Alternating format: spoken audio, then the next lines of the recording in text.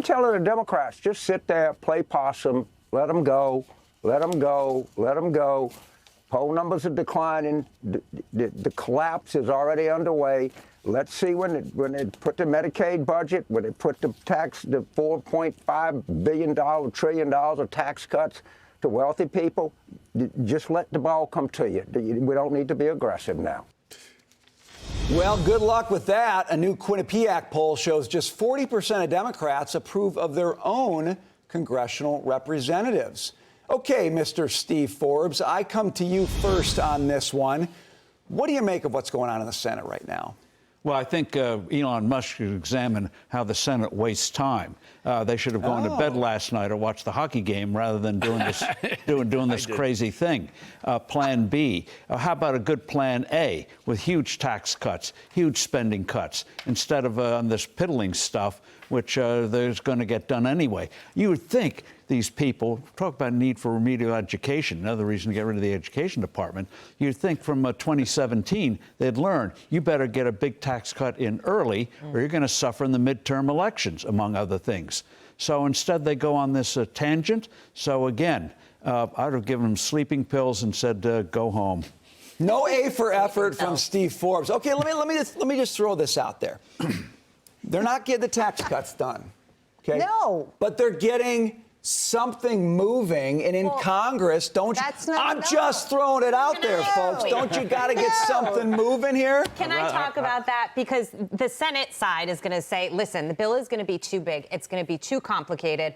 It's going to take too long if it passes, and that is potentially even an if. And so they're going to say, we need the border funding, we need the spending cuts, and we need them right now so we have a better chance. The problem that I have with this, because I agree with you, I'd like to see one bill, and I'd like to see it happen quickly, is why the Republicans can never agree on a strategy. The Democrats are always good at it, and once they pick a strategy, once Nancy Pelosi tells you what to do, everybody falls in line, and they do it. I think this is a situation where, like, when they were trying to oust McCarthy and pick a new speaker, they look silly because they're not all on the same page. And this is really, really important stuff to the American people. So that's the problem that I have with this. At the end of the day, I think all this stuff is really important. Let's go already. Unite and do it. Well, look, I mean, it's hard and we can't get it. Really? Right. Yeah, get it together. And here's what I say. I see a lot of storm clouds on the economic horizon out there. And if you really want to push that economy, give us tax cuts. It doesn't just benefit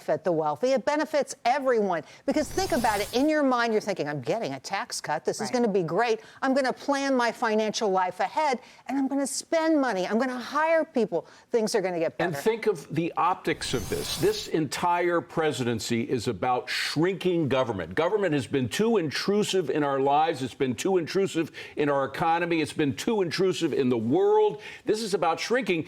The Senate comes out with a bill which is all about spending more money. There's nothing about increasing the supply side, lowering tax rates, lowering the effect of the tax man in our lives. That's really the message of this government, of the Trump presidency. Part two is to get the government out of our lives. This is a spending bill. It shouldn't be a spending bill. It should be an opportunity bill by lowering tax rates. David, you've got a friend in Senator Rand Paul on that one. He did not like the Senate bill. Take a listen to what he had to say.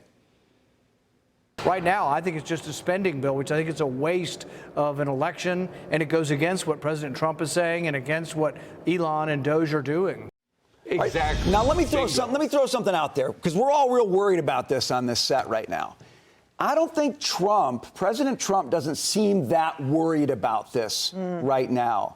Does he know something that us worrywarts in this set don't? Maybe like when he gets involved, then the cats kind of all get aligned, Steve? I mean, are we worrying too much about the timeline right now? No, we're not worrying too much. And they are cats, misbehaving cats. And I should have said cats. I should have said ducks in a row, because I knew you were going to do that with my cats analogy. But he should begin learning the lesson from 2017 when they got off on tangents like health care and the crazy border bill. They should have gone on tax cuts, and they should ignore the CBO. They tie themselves.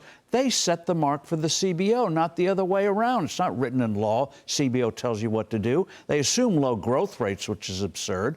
So, the two big tax brackets talk about the blue state Republicans are on a tither about salt. The two big tax brackets are 22 and 24%. That covers most people. Cut it to 15. Absolutely. Say the heck with CBO. You can leave the top rate at 37, so you say, we're not helping the rich, but help most of your voters.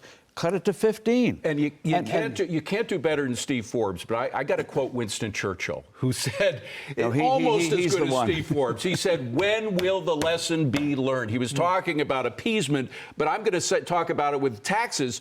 We increased our revenue by $1.5 trillion from 2017. It did not cost money. The CBO is claiming that that extending the tax cuts and lowering the corporate rate and all the other stuff that Trump wants to do is going to cost $4.5 trillion. No. It increased $1.5 trillion, the amount of revenue that the government took in by lowering rates, by increasing economic activity, by getting more people working who paid taxes in. Not to say that tax revenue is necessarily a good thing. We should shrink government, not grow government.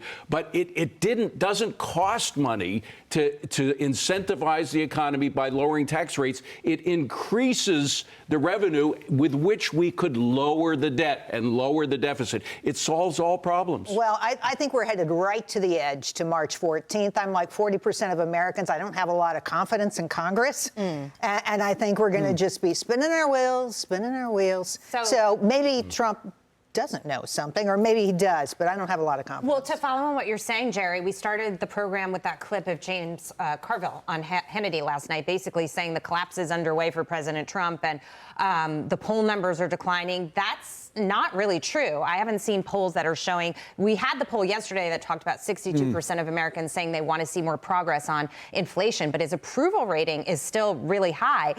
Having said that, you've got Schumer out there, and I think we have the soundbite. Can we play it?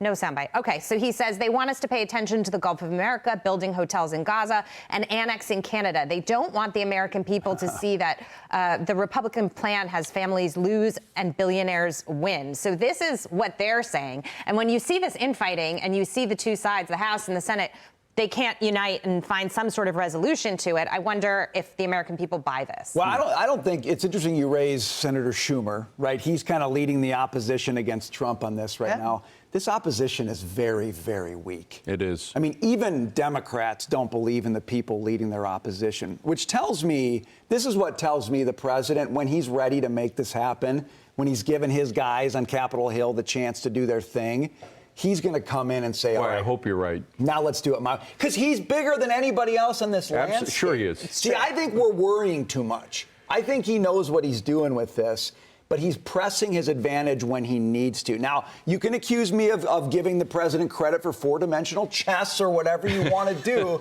but don't you think he's played this game before, Steve? He's done tax cuts before. Well, that's precisely what happened in 2017. He should have learned from that. The sooner, the better. And the thing is, you want a big, fat, juicy, beautiful tax bill so that by Labor Day... We're just adding the adjectives all over the place on this thing. He's done it to the language. But the thing is, you want a tax bill, and you can force the IRS to do it, where by Labor Day, or even the 4th of July, people notice their pay is going up, not because their level of pay is going up, but the withholding is going down. And don't forget, nice. Beautiful. We do have a deadline. At the end of this year, taxes will increase by an enormous amount on 70% of taxpayers. That would mean that Republicans lose the House, they lose the Senate, and Trump's last 2 years would be one other thing, terrible. Republicans have the moniker of the stupid party. What's their allergy about cutting capital gains taxes? Yeah. Which not only help the economy, but instantly raise revenue because people realize gains because they're not punished as much. Right. So they instantly get revenue and help the economy. They won't even consider it. And I'll just say this before we go. I know we have to go. To your question about, when he comes in and he puts his foot down, his strategy, I feel the way he operated in his first term was a little different. He was always hemming and hawing. It was loud and it was obnoxious, and sometimes it turned people off. I think he's learned a lot. He's learned to pull back, allow everything to kind of happen and unfold, and then he'll come in at the last second. And he'll do what he needs to do. I'm with you on that. I think when he wants to loom large, he will loom very large. I think it's taxes. smart.